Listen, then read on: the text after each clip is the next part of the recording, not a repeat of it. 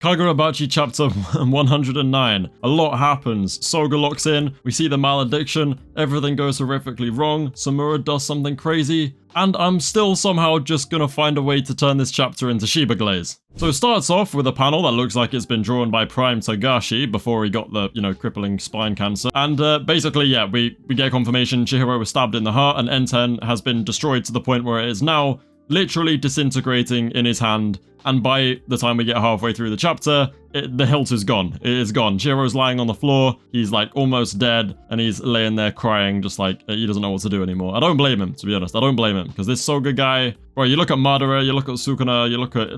Hell, bro, you even look at Aizen, and it's like, it's a difficult fight. It's like nearly impossible, but there's a chance. This guy is just like, nah. It can't be done. I'm sorry, Soga is just a different level. As long as he stays around, we lose. Simple as that. There's no Gojo to stand up to him, nothing like that. There's no Hashirama, all right? There's no Ichigo. There's nothing right now. At least while Chihiro's down, there's nothing we can do.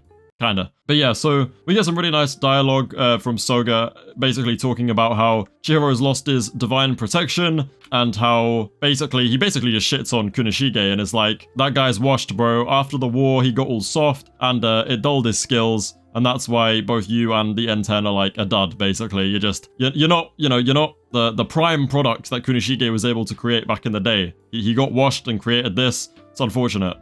And then he says, Mr. Samura, you lose. You bet on a dud. Chihiro ain't nothing, bruv. And then he does B. Never seen B before. It's basically just a drill. Giant drill, digs into the ground, and tears straight through the barrier into Kaminami headquarters, leading exactly to where Hakuri is 300 meters below. It doesn't actually get explained, a lot doesn't get explained in this chapter, but I'm very curious as to how, as to how Soga actually knew exactly where Hakuri was.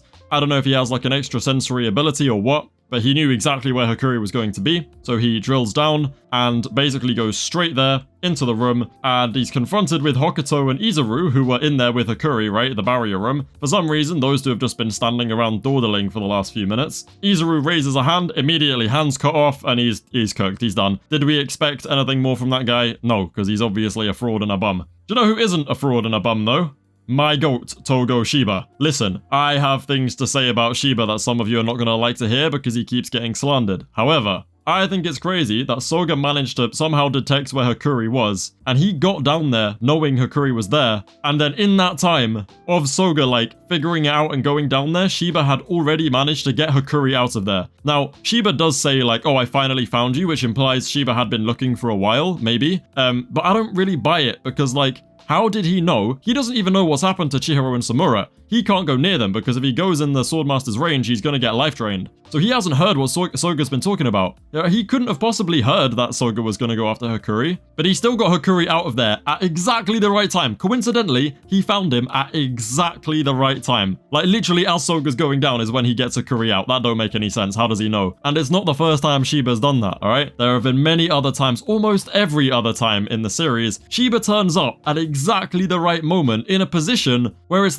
how did he even know to be there? It's like he knows what's going on at the place he's going to teleport to before it even happens. I'm telling you, Shiba has some kind of observation haki, alright? I bet he can read into people's moves or have some kind of sixth sense or something, because he just knows things that he should not be knowing, and he's acting on it like that. It's dope. Anyway, Shiba is sweating, bro. He's stressed. He's realized that this isn't Yura anymore. This is the Sword Saint. Now back downstairs, Soga actually talks to Hokuto, and he sees the mark on Hokuto's severed hand, and he's like, so you're an organization. So he recognizes the mark from Yura. Okay, I'll deal with you guys in a bit, sure. Which does imply he's not quite on the side of the Hishaku, he's sort of his own entity. And then he asks Izuru, he's like, listen, all those years ago, I want to know which Kaminami members were in favor of sealing the blades, and which ones were against it. And I do think Izuru, even though it's not done on screen, I think Izuru does snitch, alright? He does give the names of the people who were against it and for it, because in the next page we see, this is unreal, in the next page we see that Soga starts the maladiction. Now obviously it's not on as big of a scale, and it is exactly as we thought. The maladiction is an ability which is just an amplified version of his life drain. So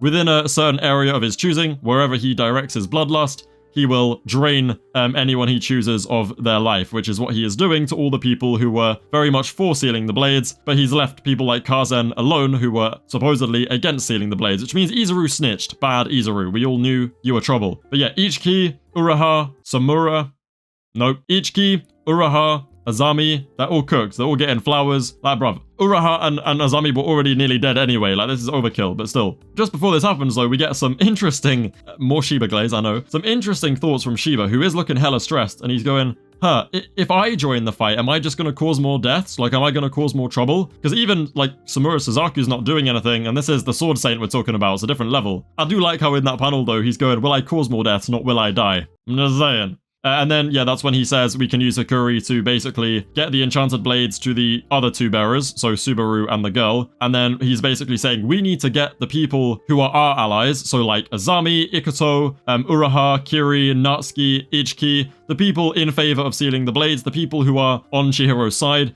We need to get those fighters away from the Kamanabi HQ, away from Soga, and they need to regroup with the other enchanted blade bearers and get their help. That's Shiba's plan right now, and I think he's right. Now, I'm being real, considering how cooked everyone is inside with the malediction going on, I do think the only person who's going to be able to get them out of there is Shiba. But yeah, so we're basically leading up to the kind of, we're going to regroup after this arc and kind of form our own little Chihiro organization, and also talk to those other blade bearers. Which brings me on to my next point. Where the fuck is Hiyuki? She would have been called up with Shiba as well. Obviously, Shiba got there first because teleportation, but bruv, Hiyuki, get your ass here now! Right now! Where are you? Where are you? Better be sprinting. You better be sprinting here now. We need all the help we can get. I know you're not going to be able to do much against Magatsumi, but still, get here now. And then, very interestingly, just before we cut to the Samura Chihiro stuff, Shiba kind of like turns his head to the side, he kind of looks to the side, and in the page it looks as if Shiba's just seen Samura, but I don't think that's what's happened because he wasn't like anywhere near Chihiro and Samura just then at all, and they're kind of up in the air. So I think he's seen someone else, because Shiba then thinks to himself,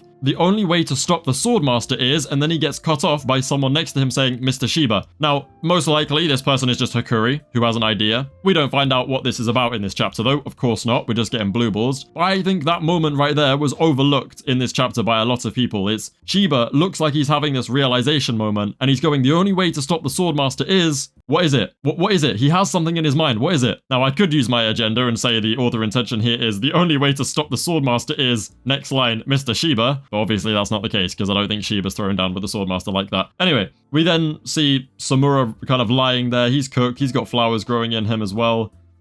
Which is another reason why Shiba's not with him, is because he's not being affected by the malediction, the swordy, woody, flowery, wowery stuff. But yeah, Samura's then going, nah, Soga, you're wrong, bro. I didn't bet on a dud. Chihiro ain't like that. He's a shining light, okay? And he is a shining light that proves that he is not a dud. He is exactly what Kunishige wanted him to be. And Samura then locks in. He starts draining either Tobimune's or his own life force. It's not clear. Based on what happened with Cloud Gouger when the lightning went black, it would suggest that he's draining Tobimune's life force in a similar way to achieve black flames of Suzaku, which are much stronger than the base flames. But the way that Chihiro recognizes what Samura is doing when Enten starts repairing in his hand, thanks to the black flames, Chihiro goes, Mr. Samura, no, which kind of implies that Samura's burning up his own life force to basically achieve this Suzaku output. Now, just before Chihiro sees that Enten has actually started to regenerate in his hand, we actually get this really interesting moment where he flashes back to Kunishige saying that the multicolored fish is basically totally awesome,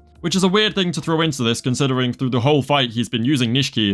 It makes me wonder if Nishiki maybe has something else to it that we're going to be, revealing soon. I thought it was an interesting thing to throw that in there because it kind of feels out of place. But yeah, Chihiro lies there, Enten disintegrates, he's crying, and then Samura does the black flames and Enten starts repairing, and we get the explanation that life force is being burnt up to achieve black flames, and Samura is in the final page of the manga, the double spread, Tobimune vs Magatsumi, black flames all over Samura. He's pulled up to face Soga once again, and he says, I'm going to bet on the future, which obviously means he's betting on Chihiro. Yes, I do think this is a bit of a swan song for Samura. I think he's probably going to die. I wouldn't be surprised if he's burning up his own life to achieve this. He's not going to be able to win in a head-on fight, but what he might be able to do with these black flames is burn Soga out of Yura's body, because we know that basically Suzaku reverts things back to their original state. And that's what the plan was, to burn the Magatsumi power out of Yura. They weren't strong enough to do it before, but now these black flames might be how we turn Soga back into Yura.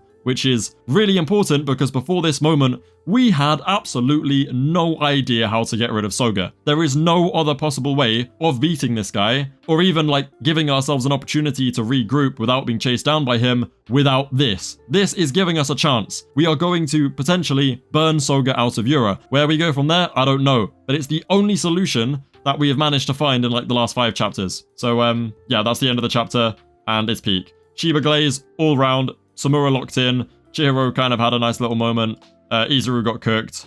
Yeah, it looks like we're gonna be ending the arc pretty soon, I think. But yeah, peak fiction. So like, subscribe, let me know what you think, and I'll see you in a bit.